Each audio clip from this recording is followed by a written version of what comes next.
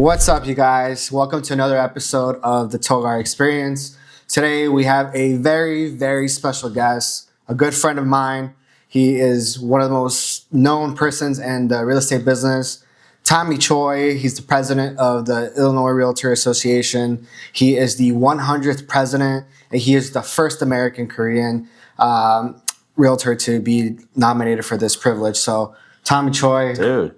I love it, man. Thank you so much for coming on the show. Man, I feel like I owe you money for that kind of intro. Man, hey, you're my hype man. You're my hype man. No, yeah, you can pay me later. it's a pleasure. Oh, hey, first of all, I got to ask you, what does Togar mean? Where did you get that? That's actually a great question. So, when I was a little bit younger, I played. I'm a musician, right? Yeah. So, I would say 7 years ago, one of our sound engineers. His name was Jesus Garcia. Okay. So in Mexico, it's very common to nickname guys that are named Jesus by Choi, Chuey. Yeah. So they would call him Chugar. Oh. So they would merge half of his first name and then his last name. So then I actually had started a small little online boot business, and I told him hey, is it okay? Do I have your permission to use the concept, not the same name? I just want to call myself Togar, T-O for Tony, G-R for Garcia. And hey, that's where the nickname came from, and now everyone calls me that. So Togar. It's pretty iconic. That. So I like that, dude. Yeah, thank you. Well, thanks for having me. This is an honor. No, honestly, honor is mine. So so just to get into things real quick, you're a very successful entrepreneur. I feel like we have a lot of similar things in common. You used to be in the medical industry, is that correct? Yeah, medical sales, yeah. Technology medical sales in the healthcare department, yep. Nice. So tell me a little bit about that background, what drove you to that, and then essentially what made you decide to leave that? Because obviously it's secure income, secure income, 401k benefits, medical insurance, obviously. So what made you drop that and do what you do now? You know what? I don't think I pursued it. This was just when I graduated college, it was 2003, and it was a really tough job market. Yeah. And all my friends, they were going to medical school, they were going to law school, they were going to get their MBA, not because they want to be a doctor or further their education. They just couldn't get jobs. So they're just I'll just do that, and basically put themselves into debt. And for me, I couldn't do that because I didn't have the money to do that. And so this company, I met with CDW, a really Fortune 100 company. They're doing IT tech sales. They were starting a healthcare division. I'm like, you know what?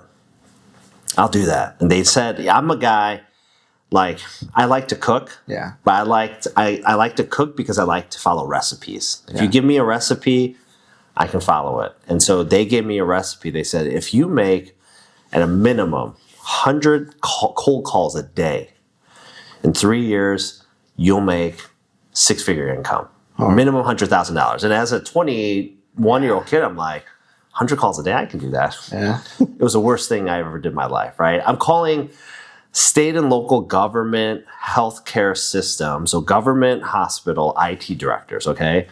I made about 130 cold calls a day. It was like I went to the DMV 130 times, man. It was terrible. There were people hanging up on me. They're dry personalities. But I did it. Mm-hmm. 3 years later, I was making $120,000. I was 24 years old. 24 years old, making 120. Bro, I bought a condo in the city, in the north side, Barrie and Sheffield. I had no dollars saved away because every weekend I'm doing bottle service, paying for my boys. I'm going to Vegas, guys trips. But I remember specifically, it was 2006, the last day of the month, okay, in February. Okay. My office, it was 120 South Riverside, downtown, right across the street from the Lyric Opera House, okay? And I'm the last person in the office, in my cubicle. And the reason why I was the last person, that was my biggest sales month ever. Right. And I wanted to see my commission check, okay? So This is old school, where like now we got the flat screen monitors. This was like the old school big CRT monitors. Oh my Okay, God, the boxes. dude, it wasn't even color. It was like green. Yeah. Okay, I'm sitting at my desk. I'm hitting Shift F5, right? Because that refreshes the screen. I keep hitting it. Literally, then the screen refreshes. And I see my commission check, okay? It was $30,000, okay? Wow. Shit ton of money. Still a shit ton of money now. And I just remember staring at that and being like, man, like I thought this was gonna be a cooler moment. And then as I'm staring at my computer screen, something catches me out of the corner of my eye. And it's this piece of paper. It had 300,000 written on it. That was my goal. If I sold 300,000 of what they call GP, gross profit, Yeah. for the company, they give me a 10% rip. I'm like, okay, cool. I did the math. I'm like, I made 30. I made the company 270,000. But that didn't really bother me, right? Because I had a nice office downtown. I had leads that I could call on, products I could sell. What bothered me was the next piece of paper that was next to that in my cubicle. It's a calendar, okay? I like to chunk my goals down. Yeah. So I broke down how much I had to sell every single day. And when I hit it, I put a red X over it. So I'm looking at all these red X's, right? Then right around halfway through the month, I start to notice some things behind these red X's, okay? Most noticeable thing was Jimmy's birthday, okay? Jimmy's my day one. Yeah. Like I've known him since third grade. We played sports together. You know, fast forward, he was the best man at my wedding. He's the godfather to one of my daughters, right? He's my guy. Yeah. And I remember thinking like, bro, I don't even remember saying happy birthday to this guy. Yeah. And let it alone, when you're younger, I mean, you're still a young guy, but we used to like do these wristband parties at bars where like you pay $20 and it's all you can drink, just like really shitty alcohol for like 3 hours, right? Yeah. I'm like, I don't even remember like doing one of those parties for him, right?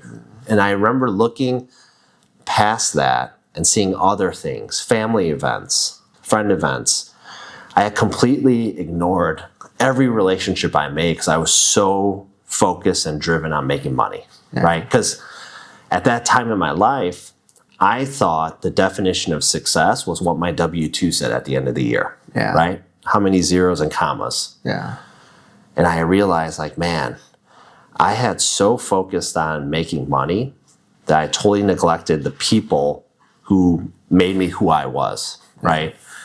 I remember thinking like, this is the most money, right, I've ever made in my life, but I was the most miserable and just unhappy person. Yeah. Every day I woke up, I would be like, man, what day of the week is it? Yeah. How many days away till Friday, right? So I remember calling my dad, right? He's like my biggest like mentor in my life. I remember calling him and being like, man, like, dude, this just happened. I'm making this. I'm totally like ruined all this stuff, my friendships. And I remember him saying like, what are you going to do about it? And man, as soon as he said that, the phone felt like it was glued to my head because I was so scared to hang up. Because as soon as I hung up, I knew I had to do something about it, right? Yeah. Hung up the phone and I said like, you know what? Screw money. I figured out how to do it. It was a hard work, but I know I can do it again. I want to find happiness, okay? That's what led me to real estate. Really? Now, here's the thing. When I share that with people, they're like, so selling real estate is what brought you joy? No. You have to understand what we do, real estate, that industry, it's just a platform. It's a stage that we get to stand on, right? Mm-hmm. But what we get to perform for our audience every day when we're standing on that stage is curating and cultivating relationships. We're just building relationships with people, solving people's problems. That leads to, real estate solutions, leads to building a big business. That's what brings me joy. That now I wake up every morning, I don't even care what day of the week it is because I'm truly happy building relationships, right? Yeah. But had I not gone through that, my time at CDW, right? I enjoyed it a lot, but that email that, I sent basically saying like, hey, I'm out, that was such a pivotal point in my life, because that was me saying like, I'm going to bet on myself. Right. Yeah. And so that's how I ended up where I am today. Yeah, that's an amazing story, honestly, because many people, I feel like you have to have a certain type of like talent, some type of like chip in your shoulder to like, hey, I'm making good money. I could stay here for as long as I want. It's stability, but I wanted to do something more. Because sometimes when people think like, obviously the biggest driven factor why people go into real estate or just, becoming their own boss, they think it's money. Yep. Right. But honestly, money is not the first thing you make. No. I know when you first started off, you guys had a lot of challenges, right? So what were mainly those challenges when you first got into the business? Man, there's a lot. I mean, first of it, my first year in real estate, I think I made $21,000, and I was the happiest guy in the world, man, because I was loving what I did. But I'll tell you, all the challenges we faced, they're no different than anyone starting the business today, right? But what amplifies the challenges is your own self, right? That was our biggest challenge. We got in our own ways. We let the things that we couldn't do get in the way of the things that we could do. You know what I'm saying? Yeah. And so we thinking that, hey, no one knows who we are. We have zero market share. We don't have any sort of resume. Why is someone going to want to work with us? We let all of that get in the way when we already knew, hey, we have a huge database of people. We've built so many relationships over the years, my business partner Josh and I. We don't need to, pay for billboards or advertising or try and buy at the time, right? Zillow was just starting and like paying for online leads. We're like, let's just go to the people, right, that built us up. And so those were the biggest challenges. It was just us getting in our own way, stunning our own growth, right? And thinking that, we had to overcomplicate all this stuff. But, success is very simple. And it was us just building up the confidence. And what's key, especially for people that are new to the industry, it's so important that you have to stack your small wins. Okay, I always say small hinges can swing big doors. Okay, you have to stack all those little wins because they add up to big ones, and that's what helps you bring momentum. And once you gain momentum, then you get into flow. And once you're in flow, man, like it's game over, right? Yeah. You're unstoppable. But easier said than done, right? You have to find those small wins that keep stacking to build you up. Yeah, definitely like 100%, because, when I started in the business in 2022, I really didn't do much sales because it wasn't my priority.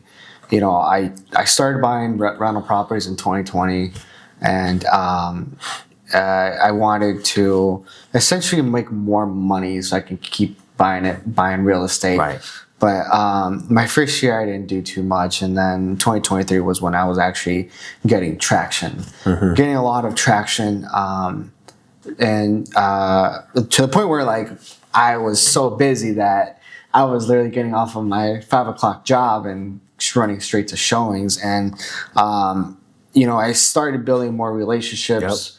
Yep. And, from when I first started to 2023 and then 2024, which now ultimately I'm seeing like those seeds that I planted that are now, flourishing into, more clientele just because I'm building more relationships. And especially because, I didn't grow up here. I don't even have family here. Yeah. So it took me a while to really kind of start building this really like kind of book of people that trust me. Totally. And support me. So that's the key though, man. I truly believe in, and our mantra since day one to today is that we work in the days, but we think in the decades, right? We're grinding, doing what we need to do today, not looking at where I want to be on December 31st, 2025, but what that looks like 2035, right? I'm looking far ahead because all the moves I'm making right now, I know are getting me into a bigger and better position long term. And all of that is driven on relationships. For me, when I look at relationships, right? If I'm meeting you for the first time, I look at you as like an ATM machine, okay? What I mean by that, and for anyone that's younger that's listening, the ATM machine's like a physical Venmo, okay? We used to go to these things, right? And put our cards in, punch in our code, right? But same thing as a Venmo, right? Or a Cash App, whatever. When you log in, you have two action items. You can either make a deposit, put money into your account, or you can make a withdrawal, take money out. Same thing when it comes to relationships. Once I've identified, like, man, Tony's a good guy, I want to build a relationship with this guy, I can do two things. I can take and make a withdrawal, ask you for something like, hey, who do you know that's looking to buy, sell, invest in real estate? Or like, hey, are you looking to sell? Can I help you right now? Or I can make a deposit and provide value to you, right?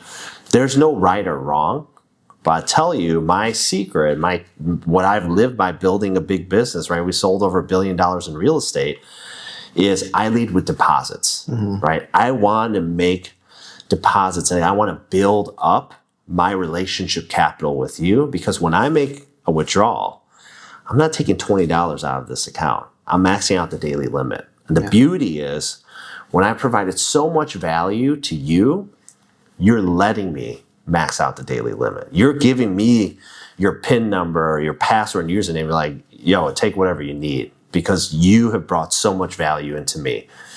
The challenge with when you make withdrawals right away and not balance out with deposits, same thing as what happens when you make too many withdrawals from your bank account, right? Insufficient funds. Or gamble. Right. Yeah. You're like, oh, shoot, I have no more money in my account, right? Yeah.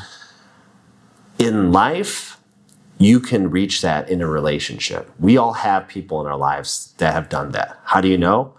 When they call your phone, you look and go like, man, what does this guy want? And you send straight to voicemail, right? I see that a lot. When you get to that point, it's very hard to build that relationship back. Yeah. That's why you got to lead with deposits, right? Yeah. That's why it becomes more of a people business than homes and real estate, right? So I'll tell you exactly, about, 14 years ago, I realized this concept, put it into practice, put it into play, and I made it a goal that I wanted to meet one new person a day, right? So 365 new people a year. Been doing that for 14, 15 years now, right? I meet typically 2 new people a day, okay? Right. That's why I say it's a people business, right? On average, you should be converting 16.67% of your database, okay? What that means is when you're properly marketing to your database, staying in touch, having events, right? Newsletters, mailers, whatever that is. Typically, for us, it's touching them 36 times in 1 year. You'll see that conversion rate. That means for every 600 people, that's 100 opportunities, right? Yeah. That's it. So when we goal set and we look at, okay, this year our goal is to sell 150 million in real estate. The delta between last year and this year, we're not looking at how we're going to find these listings. I just know, cool, that's just 2,500 new people we got to meet this year. Yeah. And it's going to clock in automatic, right? 100%. And I definitely think it's cultivating what you already have. I feel like a lot of people are looking for, a treasure like the secret to getting business. And it's like, well, why don't you just start with your database first? More than anything, providing value. Yes. More than anything, because I tell a lot of people, especially new agents, because I'm nowhere near, as successful as, obviously like you or Josh. I hope to be there one day. But I always tell people, like, I'm up and coming, and this is what I do. Yeah. I focus more than anything on providing value, being very educated in what I do. So that way I'm an expert, and that way my clients have trust in me more than anything, because at the end of the day, like you don't want them to feel like they're just a transaction, because then they just feel like you're the guy at the car dealer that keeps bugging them to get a $40K car loan with a 12% interest rate, and tell you it's a good deal. Because when they feel that you truly care about them, you truly care about what their needs are, they'll refer you. 100%. Because I to this day, I have clients that were from like when I first started. Yeah. They always call me. They're always referring people out, and that's what I love the most is building relationships with clients, because a lot of the clients have become great friends of mine. They've invited me to their kids' events and everything, and it's beautiful. So totally. So yeah, I know that your partner Josh. How did you guys meet? How did you guys decide to go into like this business together? We met in college. We were in the same fraternity, and we really got to know like Josh Weinberg. He is he's a hustler. Okay, and I mean that in like all the best ways possible. This guy, he ran an autograph business on eBay. Okay, where he would literally go and celebrities. I'm talking about NSYNC, Backstreet Boys, Britney Spears. This is the peak of their height, right? Yeah. Athletes, right? Tom Brady, like all these football players, basketball players. And he would go get their autographs at the hotel, at the stadiums, the venues. And he like one day invited me and say, "Hey, I'm gonna go get some autographs. You want to come with me?" I'm like, "Yeah, sure, I'll go." And he was getting the Bears. So I was like, "Yeah, I'll go." And so we went, and I'll tell you, it's a lot of just waiting around in the hotel lobby for these players to show up. So we had a lot of time to just talk to each other, and we really got to know each other. And then we both, like, as soon as like you see the first player walk in, you just both get in like hustle mode, and you just start going with your Sharpies, and you're trying to get football signed and helmets. And we would, then I started to do this with him, and we would sell these things on eBay, for like, thousands of dollars. Holy crap. Right? And we built this little business. Prior to that, dude, he would, remember Beanie Babies? Yeah, yeah. Dude, he would sleep outside stores. He would find out when the hot Beanie Baby was dropping, and he would be like the first one there with all these like middle-aged moms, and he would flip Beanie Baby. So we had the entrepreneurial spirit in us, and we knew that we were going to collaborate and build something together. We were living after college together, and he was working for a home builder and selling new development. He loved what he did, but he just hated not having the freedom to just like run his own business, right? Negotiate the way he wanted to. And so that's when we literally just said, "Hey, let's just do our own thing." Yeah. And we started our team. Nice. And at that time, what brokerage were you guys with? Our own brokerage. Oh, really? You guys started your own brokerage? You guys didn't go to... No, in 2006, we got so lucky, man. I always say success leaves clues, man. And the universe, at that time, you could get what's now considered your managing broker's license right away. Really? You just had to take an extra like 10 hours of class and answer like an extra 50 questions on a test. And so we did it, and we were self-licensed. So we started our own brokerage, Weinberg, Choi Realty. All right. And we never, we didn't know any better. We weren't a part of any other brokerage. We were just literally cutting our teeth, doing it ourselves. Did you guys have so you guys, it was just like you two, did you guys ever hire new agents or or did you guys build your own team? No, it was just us two selling together as a team for a long time. And then finally, what happened, I had just become a dad, and him and I, we were literally we were doing, I don't even know, 30 million at the time, just us two. I was we were working probably 20 hours a day. It was wild, man. I would be taking buyers on showings for 8 hours, rushing home to try and take care of listings. And then I just had a newborn baby. So then I'm trying to be there, to be a dad, be a good partner to my wife. And then as soon as they went to bed, I was just in my inbox doing admin work till like 3, 4 in the morning. I was getting maybe 3 hours of sleep. One day, I was driving this 3 Series BMW. I thought it was a badass, right? And I just remember one day I woke up and I was like, oh shit. Like I remember I'm holding my steering wheel. What is this? And I was in my car. I had blacked out. Really? And my car, I had fallen asleep, blacked out just from being tired. And I veered just underneath a semi-truck bed, okay? Wait, whoa, back up. So you had just gone under... Literally, I was like if this is the bed of the car, I started to go like a little bit like this. I would say just under. My roof was just like underneath this, okay? And I woke up because all these cars were honking. And this truck driver, thank God, was driving at the same speed as me, right? And my car was like low profile. And I remember just like swerving and pulling over. Thank God nothing happened.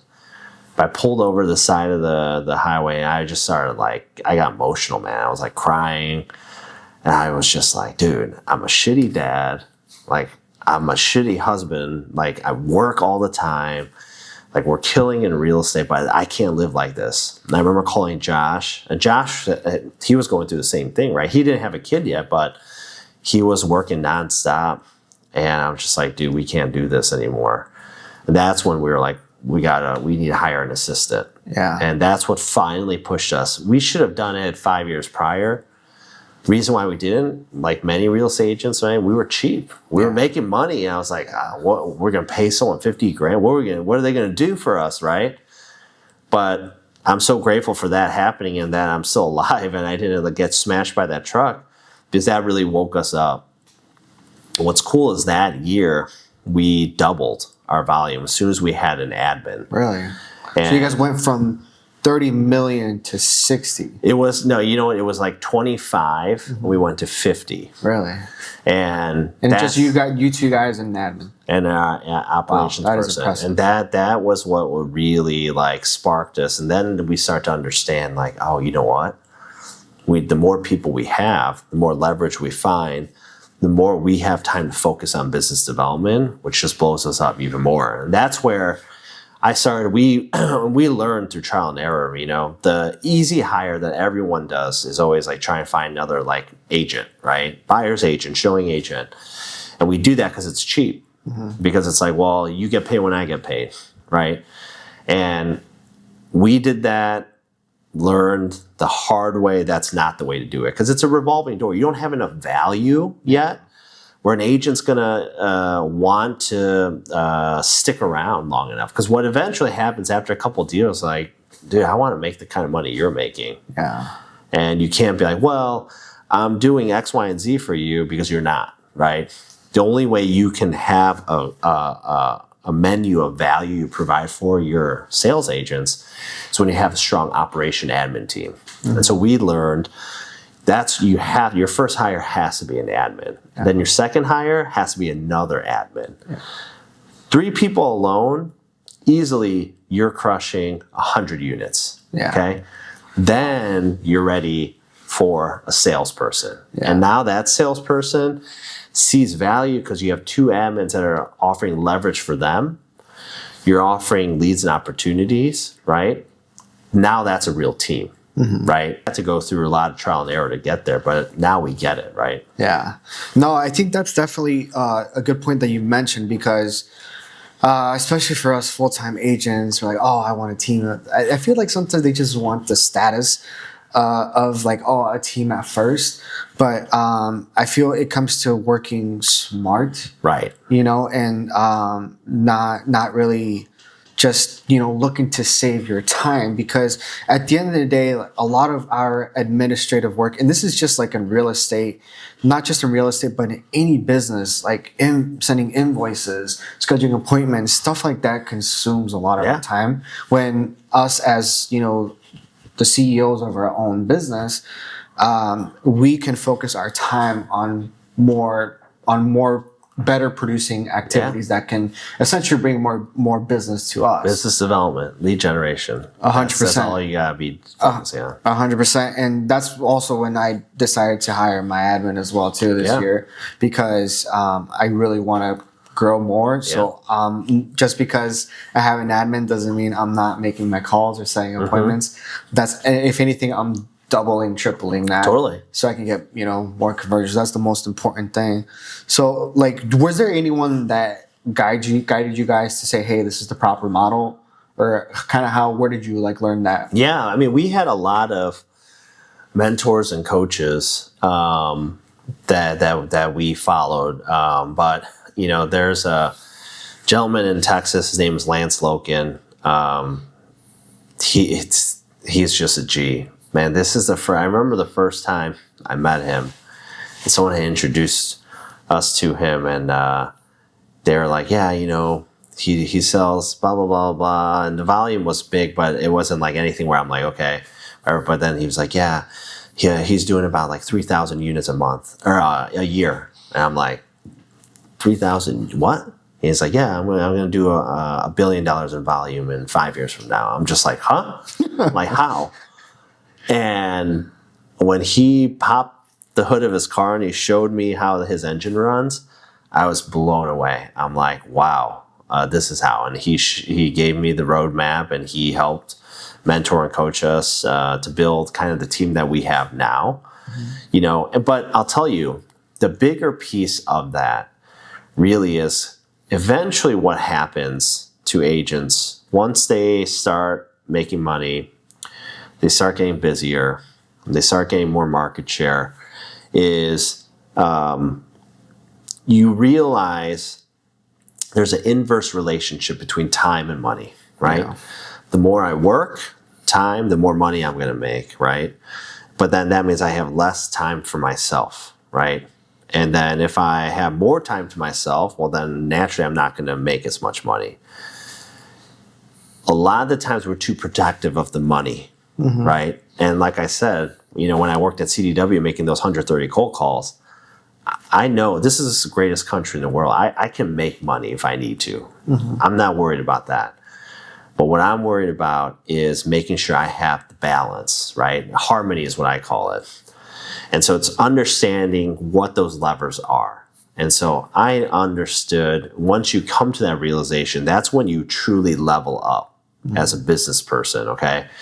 Once we got to that level, I understood like, okay, cool. I'm okay not making 200-300K extra and knowing that that's going to go to our team. And that allows me to have more time here to be a better dad, to be a better husband, and also focus more on business development and also other streams of revenue, other businesses, right? That's when I focus a lot on, I do a lot of professional speaking, right? So I'm out there doing a lot of speaking gigs. I was able to build coaching companies. There's other different pieces that end up making up that revenue you lost, and actually more than that. But you need to have that right harmony, right?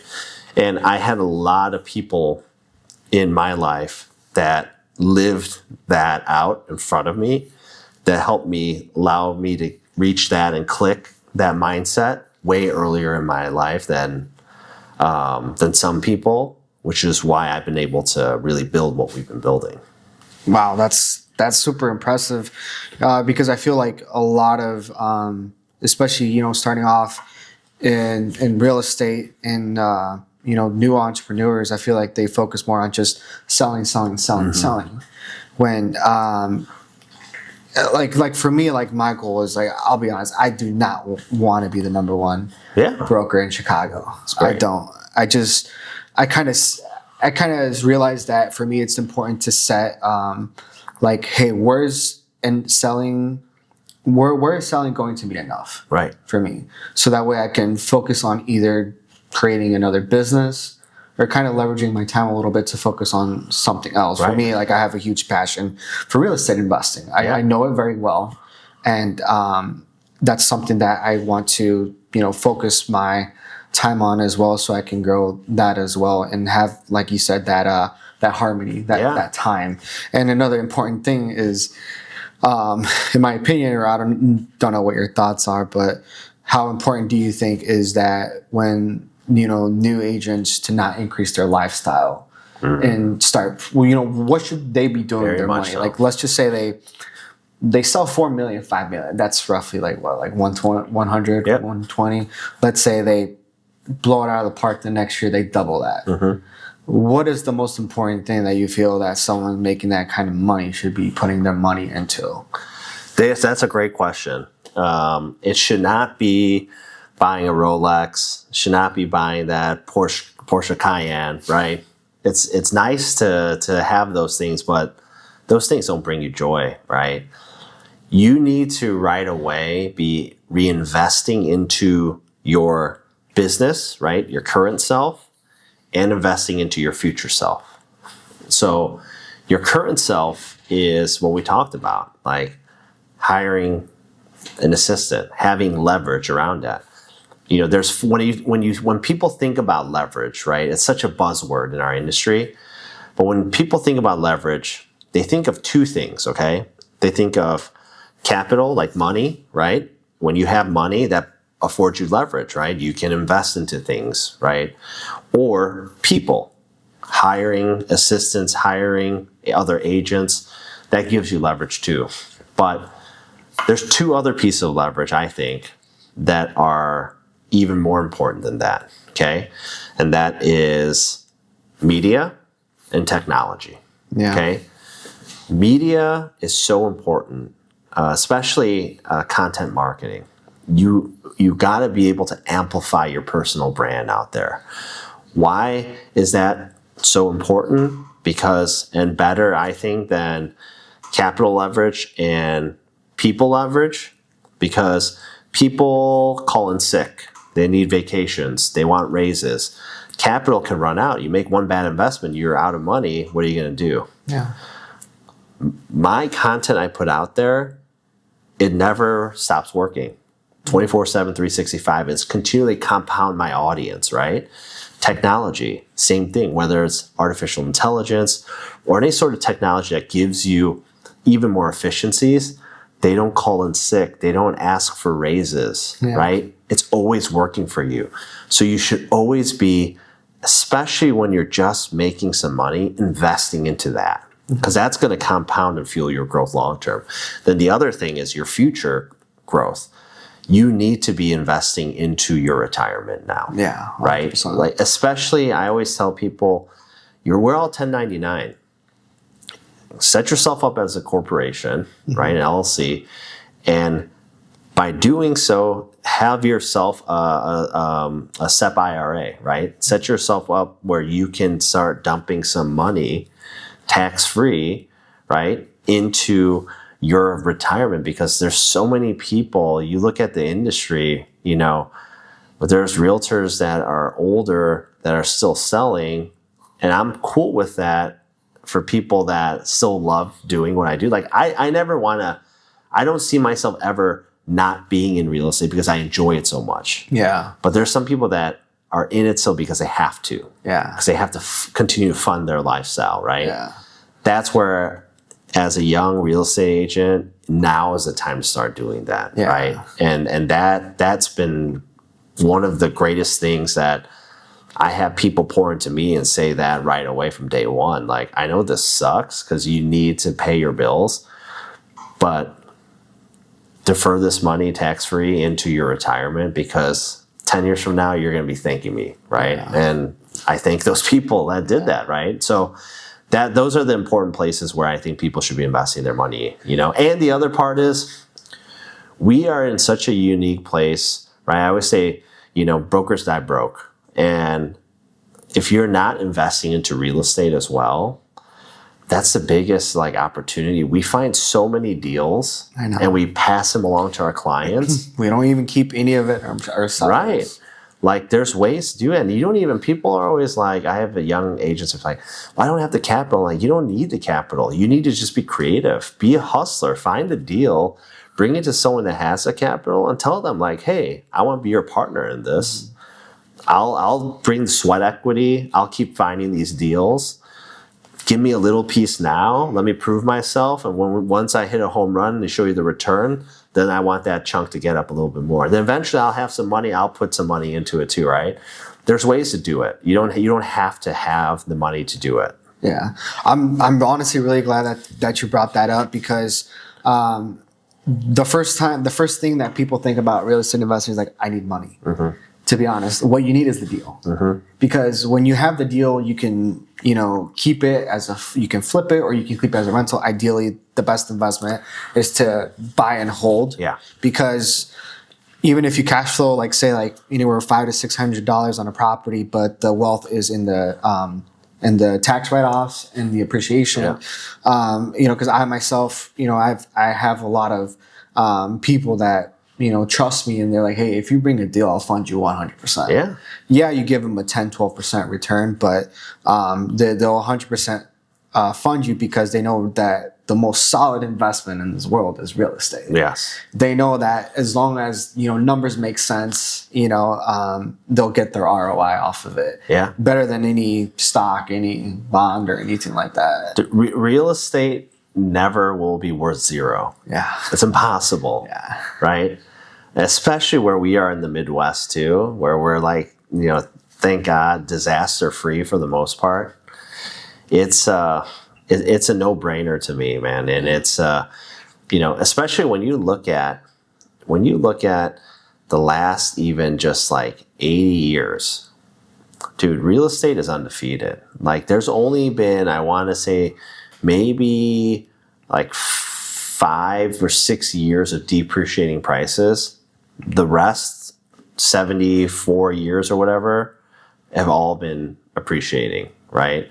It's the greatest asset. I always say, like, to people that want to invest, I'm like, you can literally pay 25 cents on the dollar today.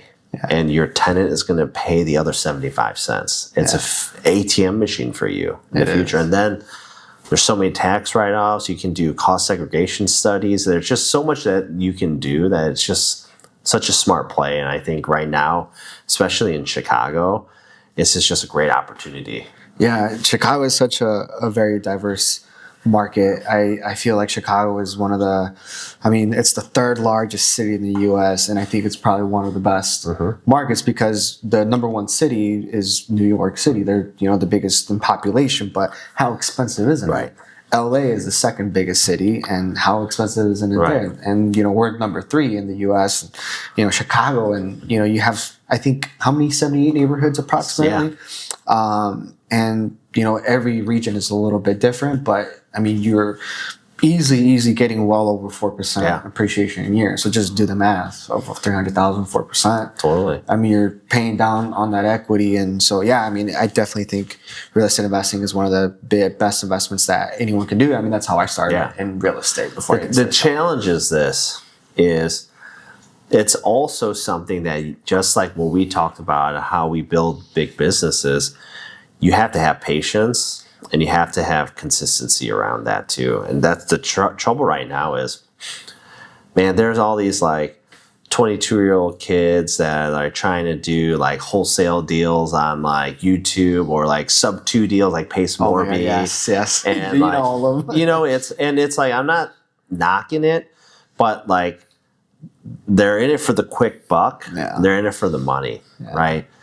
Real estate, especially Chicago, is a long-term play. It's how you build wealth. It's literally how you can build generational wealth from it. But it takes patience, and you got to be consistent in how you look at, your models. And I think the challenge between that and, HGTV showing all these quick flips and how you can like whatever, you might do well on a couple of those things, but really you have to understand what your ultimate goal and outcome is in it, and just stay true to it.